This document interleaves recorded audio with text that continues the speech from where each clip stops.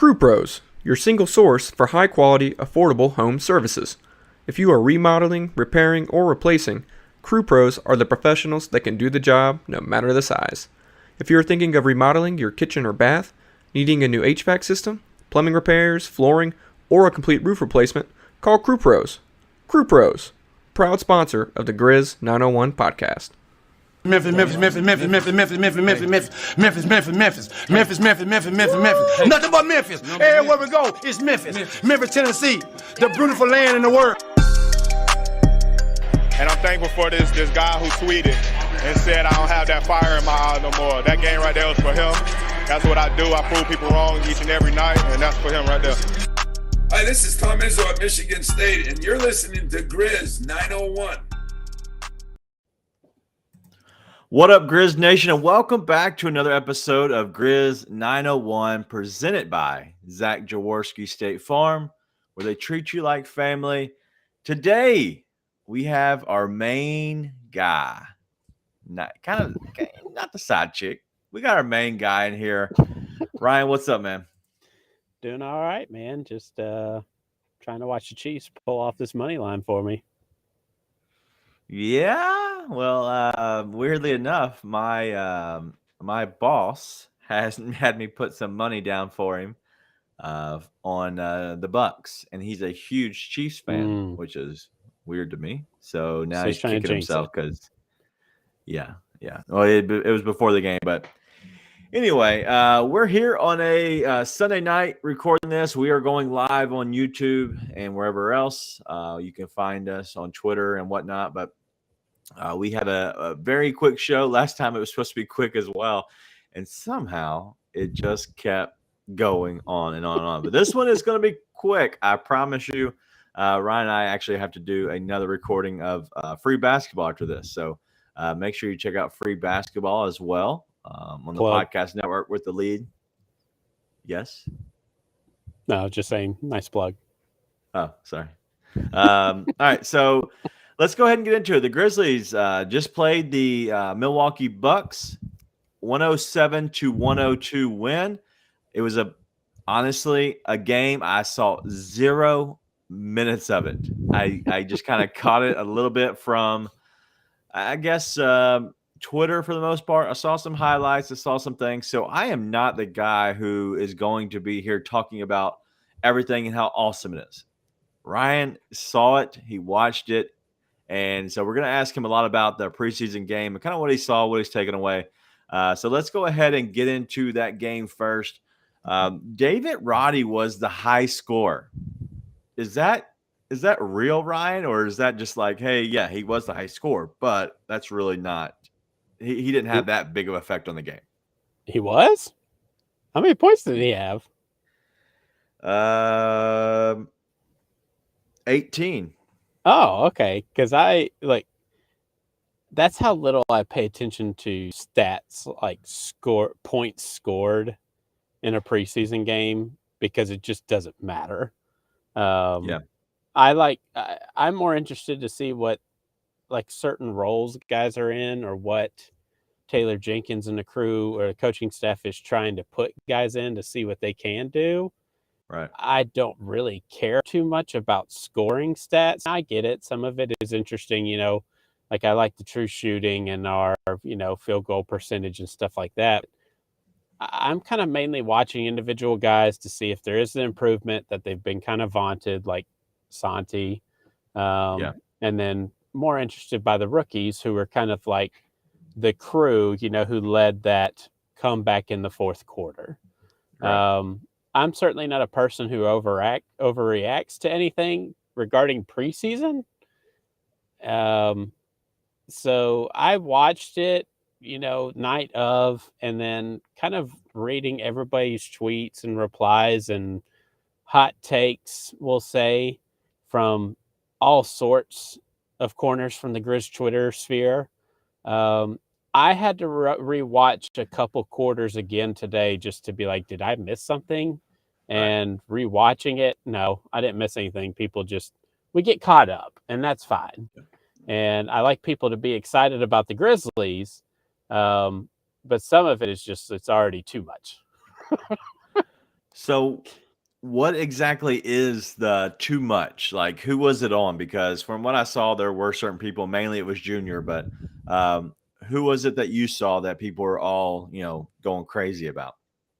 Well, everybody was excited about Junior, and I get it. But you have to look at who he was playing against a lot. I mean, come on. Um, like the main reaction I've seen from a lot of people, not just one, is like Junior's going to get real minutes, or we need to find real minutes for Junior this year. And that's insanity. The other one is like some people who I guess are more quote unquote credible within Grizzlies Twitter or have covered the team for a long time are like Santi kind of made a real impression to me about being, potentially the guy to start at the 4. He looks a lot better, looks whatever. And I just didn't see that at all. Not to say that Santi isn't better, Yeah. but I did not see anything that stuck out to be like, oh, yeah, he's the 4 while Jaren's out. We're good. I certainly didn't see that at all. Um, I mean, he just kind of floated around the perimeter, and I think he did hit the first 3 of the game when it started out like on an 8-0 run. Right. So he did kind of, was the first score for the Grizzlies for the quote unquote 2022-2023 season.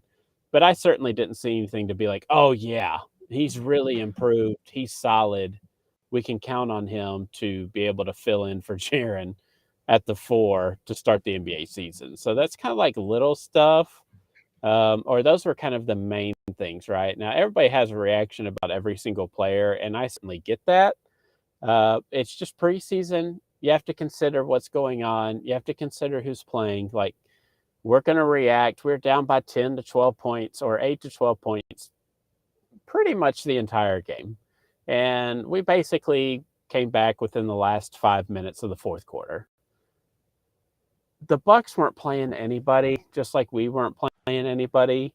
And if you weren't paying attention to it, the Bucks scored 3 points in the final 4.5 minutes of the game and made one basket and one free throw.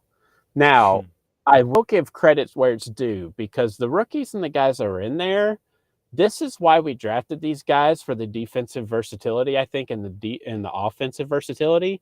You saw that. That's real. Yeah. So I certainly think the most positive thing I came out of it is I did feel better about Kennedy Chandler, who was just a pest defensively. Now, what's the ceiling of that? I don't know. Like, he kind of reminds me of Javon Carter, just comparing apples to apples, playing against the Bucks. And like, he certainly, when he was not in the game, we didn't really have any kind of anybody that could kind of not necessarily create off the dribble, but somebody could actually get into the lane and create for other people. So I certainly think they still going to struggle around the basket, being his size, struggle finishing. And if he's going to struggle finishing, he's going to have to develop an outside shot. And he did hit a 3 pretty early, just stepped into it, looked pretty comfortable. But defensively, I mean, he looked like he could play right now. But the problem is he's just so small. We get into a real game, regular season, teams are just going to take advantage of him. It's going to draw help. Everyone's going to have to rotate, kicking out for wide open threes. The Bucks just were playing nobody that could really take advantage of that. So certainly I get the excitement from everybody, and I will give that last group their props because defensively they looked really good. I mean, they were doing everything, which is like the Grizzlies strategy, right? No drives to the middle, help off, hard rotate, close out to the corner, leave the open above the baked threes wide open. And that's kind of the Grizzlies defense. And you saw that last night. So, yeah, the Bucks, like, what can you have? 20 players on a preseason roster or something like that? Like, for the most part, they saw guys 10 through 17. And they scored 3 points in the final 5 minutes of a preseason game. So, yeah, sure, it's cool. And I'm glad that, they're not going to quit. They are competing. That's a good sign. They all think they can play probably rotation minutes for this team this year. And you saw that competition. So those are bright spots. I'm not trying to ding on that. But to have this overreaction like, oh, we're going to bring it to you every night kind of thing. And we have to carve out minutes for Junior this year. And, Santi looks ready to step into the 4 and it be okay. Like, I'll never be on board with stuff like that. Yeah. And so I'm not going crazy over it. It's fun to watch. I like to see what guys are doing defensively. And the guys we drafted, you see the versatility, offense and defense. You see why they took swings on those players. So it's nice to see. It'll be interesting to see the consistency going forward. Zaire was kind of an interesting case during the game. I mean, I like his little pet new mid-range pull-up game. I think that's going to be crucial for him this year. He's just got to get it consistent. I think his shot looks pretty good from 3, a little more consistent. We'll see, within the flow of a real NBA offense against a real NBA defense, but it certainly looked more consistent to me last night. Like he felt more comfortable, but that kind of mid-range pull-up, no one can really guard it.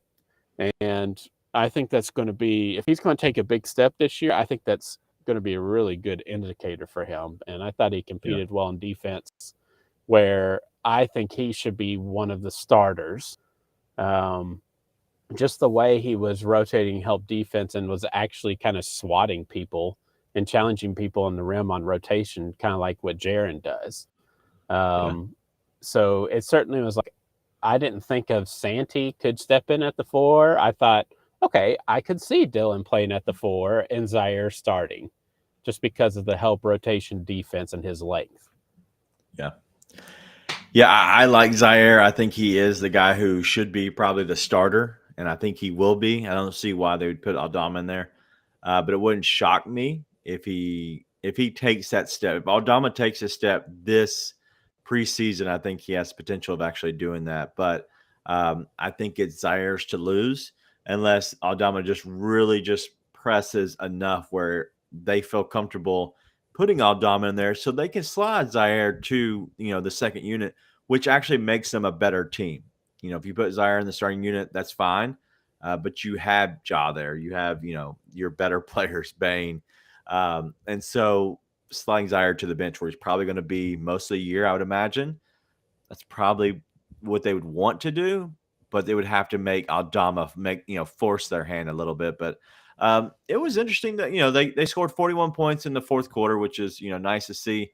Looking back at, this box score, it pretty much just goes to show that our team is much deeper than other teams.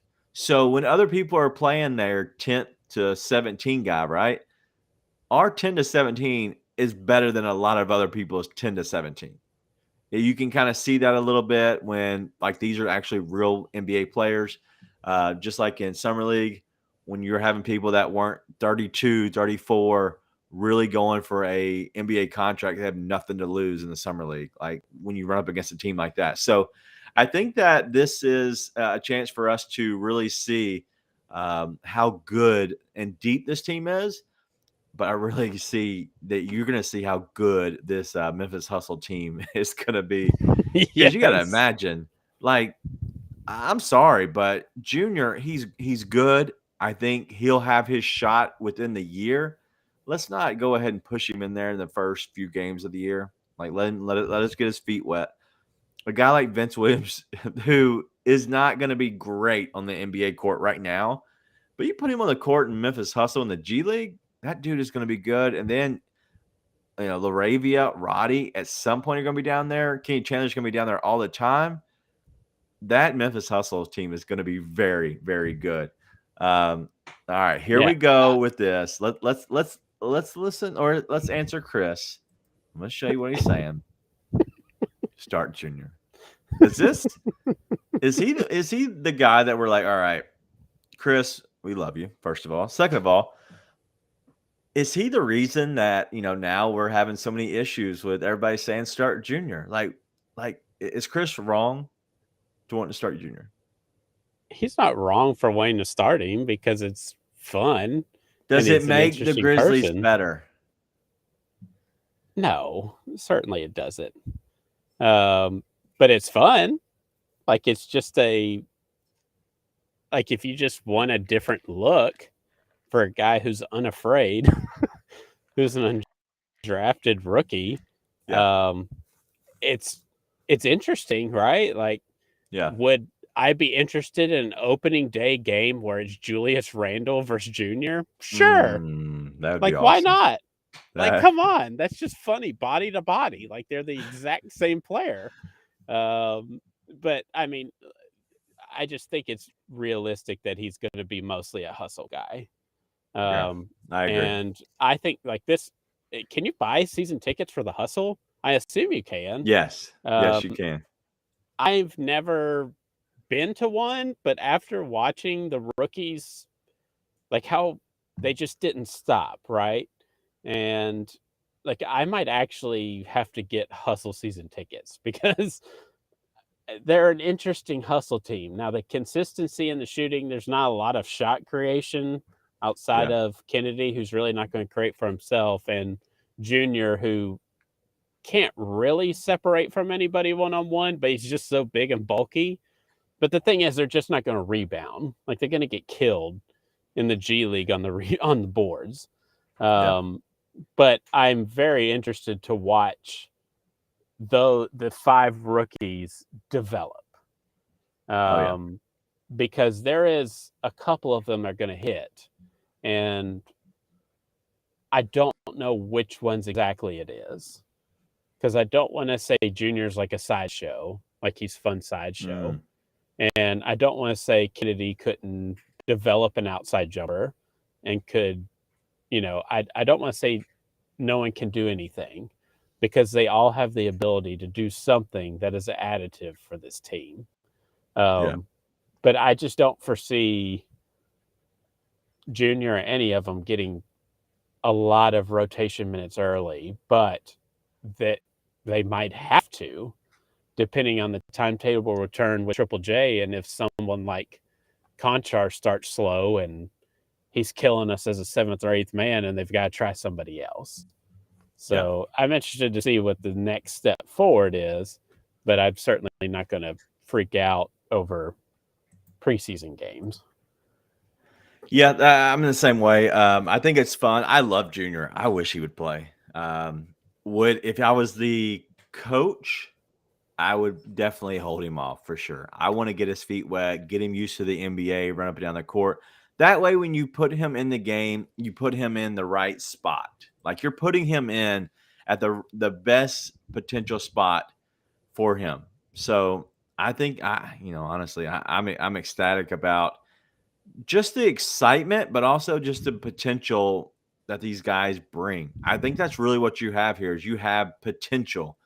And I think, Junior, even, Roddy, people are all, he was the leading scorer for the Grizzlies. And I don't think he was probably talked enough, but I haven't seen the game, so I'm not going to, talk about it too much, but let's talk about the other upcoming games. So when this coming out Monday, it should be coming out to everybody wherever you listen to us, whether it's podcasts or if you're checking in on a Monday somehow on YouTube. The Grizzlies take on the Magic. They're going to be at home. And so they also then go they're back home again. Sorry, they're home again against the Heat on Friday the 7th. Is there anything that you're really looking for within these 2 preseason games this week? I want to see more Conchar and Zaire stuff. Okay. I'd like to see Zaire continue to try to create. They tried to force Zaire to create stuff, being on ball, and it just went nowhere. And that's okay, right? Like that's the point, is to make him uncomfortable. I certainly don't expect for him to be featured as a primary ball handler during the regular season. I mean, they'll probably give him a couple possessions a game to try it, but I certainly don't see him as being a initiator creator this season. But I would like to see him continue to try, and I think the coaching staff is going to force him to with certain sets and lineups. And then Jitty was firing. Like he started firing from 3. Now he didn't connect on anything, and he only really scored on backdoor cuts and offensive rebounds, the John Conchar that we know and love.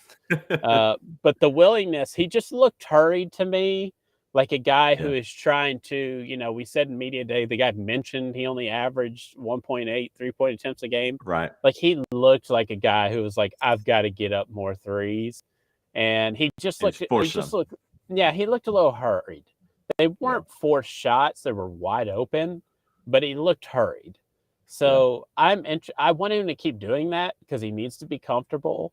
So I'm looking for more consistency out of these preseason games. And if you wouldn't have to put at the bottom that we're playing the Magic and the Heat, I wouldn't have known who the next two opponents are because I just don't care. Like it doesn't matter.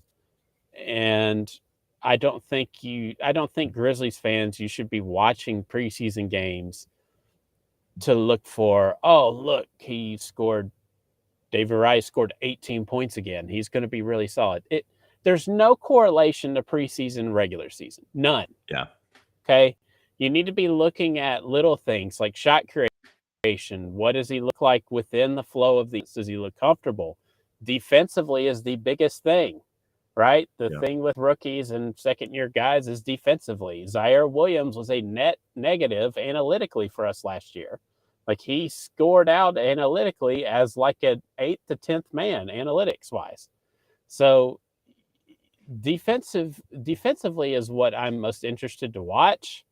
And everyone was switching. No one was playing, really getting through screens or anything. And that's part of the Grizzlies system. So I want to see how guys function out of that defensively instead of just watching the ball all the time. Watch the guys on the back line when you're watching a game. Don't just watch the point of the attack. See how everybody else is in rotation. That gives you a much better feel for what might carry over to a regular season. And we certainly know that the higher attempts from threes, it usually carries over into a trend into the regular season. So if Jake LaRavia is going to end preseason with only attempting 3 threes per game, that's not a great indicator that he's going to be shooting a lot of threes in the regular season. It's just not. So if you're a guy that can shoot at a decent percentage, shooting 6 to 7 attempts in preseason, that is an indicator for rookies that you have the ability and you're going to have your chance and you're going to be able to hit those 3-pointers in the regular season. So that's the kind of stuff statistically, if you just like stats, that's really what you should be focused on. Not, Junior had 23 points tonight against Mo Bamba. Like, let's play him. That the points don't matter, is what I'm trying to say. You're looking for the additive stuffs for something that could carry over to real regular season basketball. Do you think we see Ja during the preseason? I would assume so. I would assume he'd play a quarter maybe in the last one. What is that, the Heat on the 7th? Yeah, we have another game, but I think it's the last home preseason game. Oh, okay. Then we go down to Magic and then to the Pistons. So we have 5 total games, 5 preseason games. Oh, okay. Yeah, I would assume it's one of the last ones where he plays like half a quarter or something to get, like, I'm sure he wants to play anyways, but I certainly wouldn't expect to see him in the next 2, but maybe little glimpses in the 4th and 5th one. Yeah. Okay. I'm excited about seeing just the team kind of figure themselves out a little bit. And I want to see a little bit of highlight from these young guys and kind of see them kind of grow into their own. So nothing in particular. I still haven't seen it from Roddy. I didn't watch this game, as I said earlier.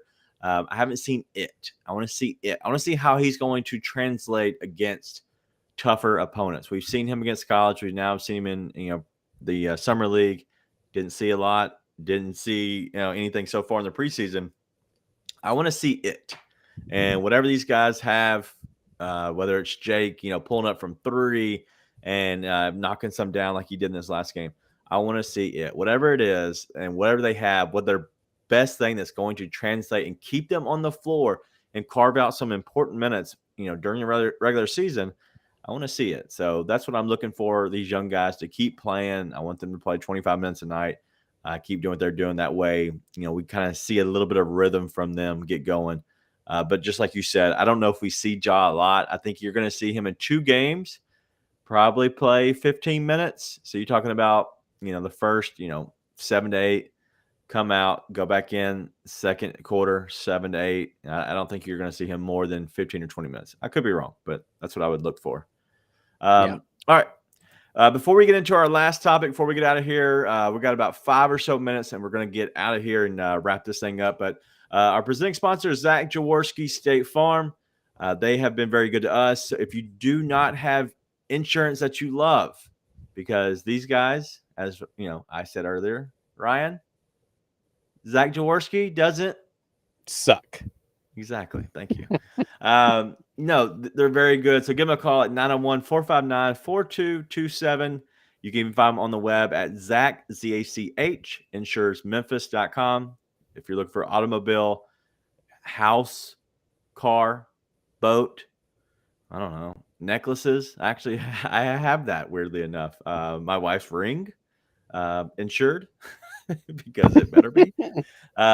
Everything, I think everything that really has insurance, I have everything through Zach. Good team, great people there. And it very much is true. They treat you like family. But go check out Zach Jaworski, State Farm, 901-459-4227. It's Zach, insuresmemphis.com. All right, our last thing. We had to go here. I didn't even tell you we're going to talk about this, but Steven Adams, 2 years. $25.2 million total, so that's roughly 12-ish. How do you feel about that? I'm fine with it. Okay. I mean, it's not like it's a solid thing, and I think I think at first with Triple J, it was like, oh, he's got to play the 5, and over the past couple of years, I've just flipped from that. I don't think he can play the 5. So I think Steven Adams just solves a lot of problems right now. So I don't know if there's still a potential transition plan in a couple of years to where they try Triple J at the 5, or they just go out and find someone that's like Steven Adams in the free agency market when his contract is up. Yeah. So I'm fine with it. I think Steven Adams has been awesome for this team. I mean, we don't really rebound if he's not there. Right. So there's a reason why we were killing everybody in the league at like a record pace and second chance points. And that's just because the guy just works and will set screens, get guys open, find cutters and divers on the elbow. So I think he's fine for that price. It doesn't hurt my feelings. Don't think it's expensive. Don't think it's cheap. Think it's just right. Think it's a fair deal. I think it works out for both Steven and for the Grizzlies. Yeah, I was saying pretty much in the offseason that I would look for them to extend and give Steven Adams a contract. And I even said, what is it, 2 years, $12 million each year? I think that's realistic. And, a lot of people said that there's no way you can get him for 12. Because it's kind of pretty much what he makes, or I think it might be less than what he makes. I'm not looking at it right now, but even if it was $15 million, even if this was 2 years, 30, with the cap going up, I still think this would be a good deal. But the fact that you have him in his prime, he's 29, so you're going to get him for whatever he's paying this year, 12 million or so.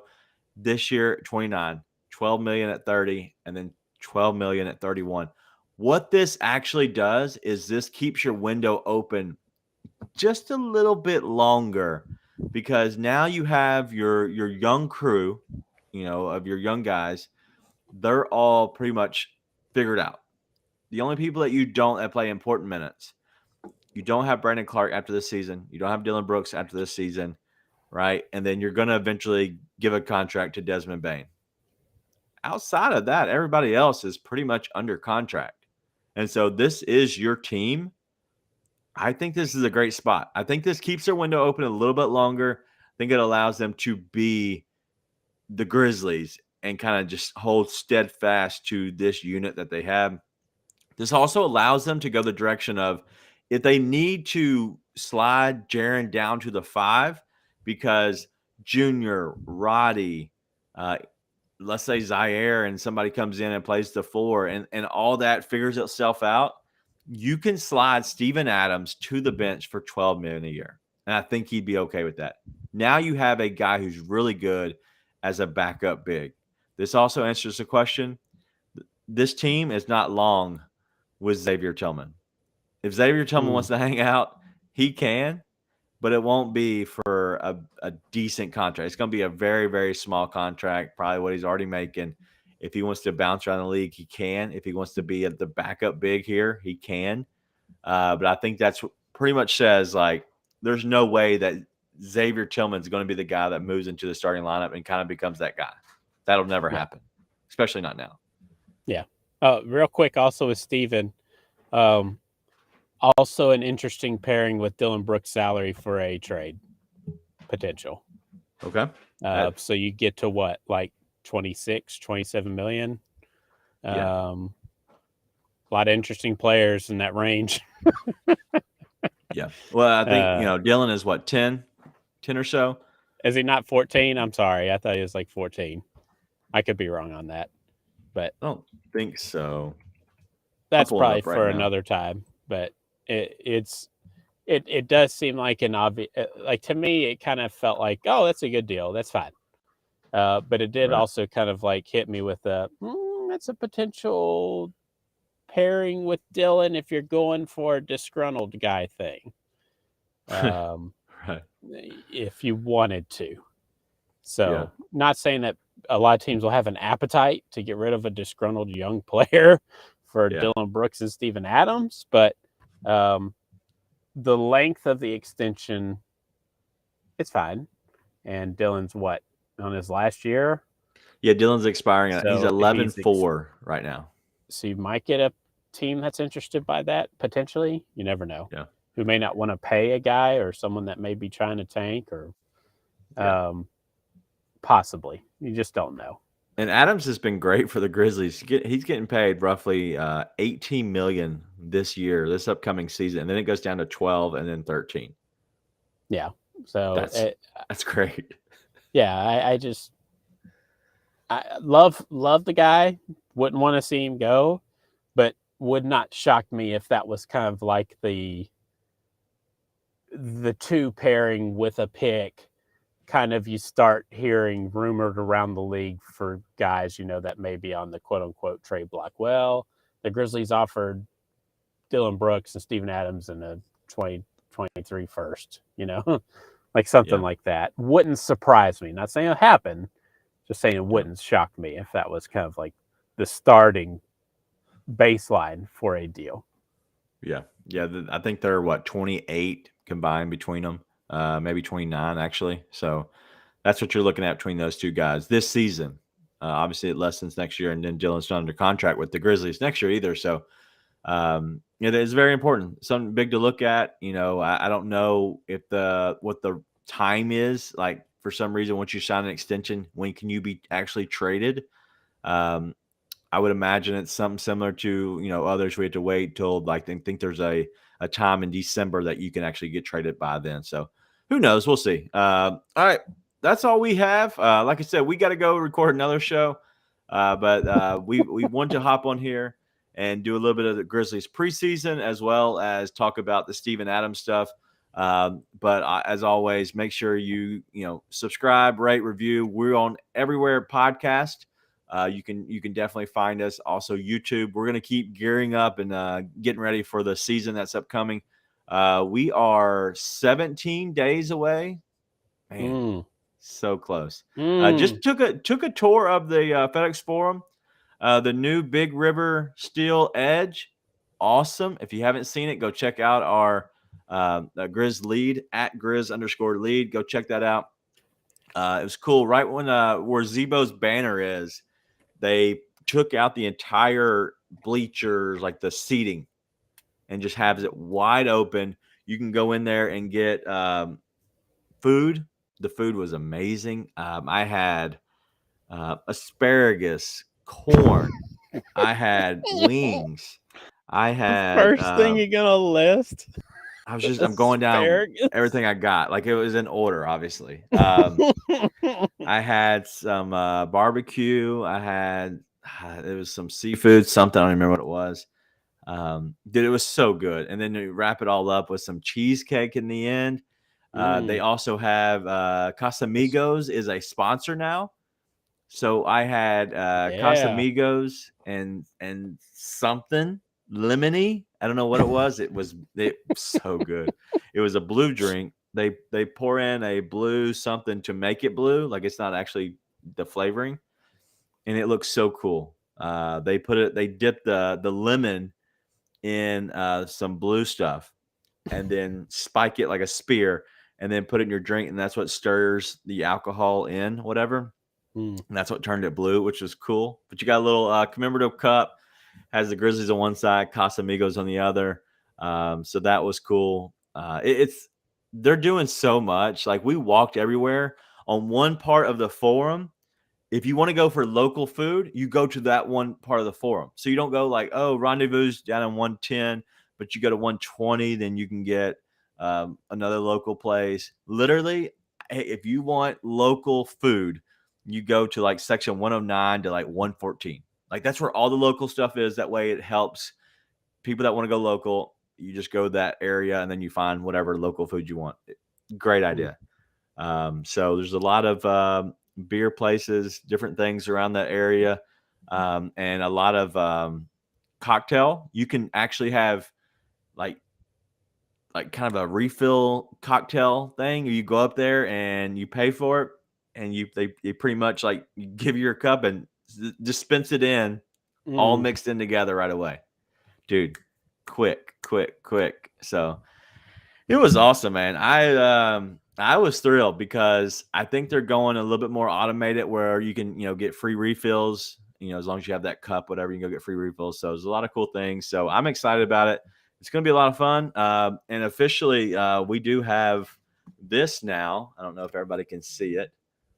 Little media action. Yeah. All right. We're moving up. Grizz 901. Come for the asparagus. and your carrots. Don't forget the carrots. That's my favorite ones, actually. Grilled carrots.